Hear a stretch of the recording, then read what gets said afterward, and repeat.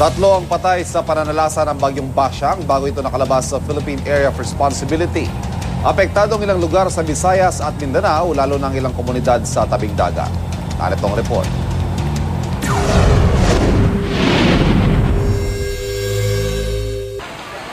Isa sa tatlong namatay sa pananalasa ng bagyong Basyang ang taga-Maasin City, Southern Leyte. Natangay ng agos sa ilog ang biktima habang lumilikas patungo sa evacuation center sa kasagsagan ng bagyo.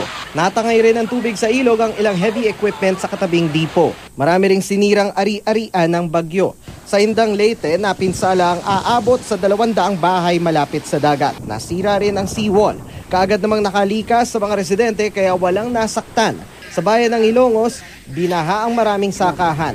Sinisikap ng isalba ang mga napinsalang palay. Nagka-landslide naman sa highway sa bayan ng Liloan.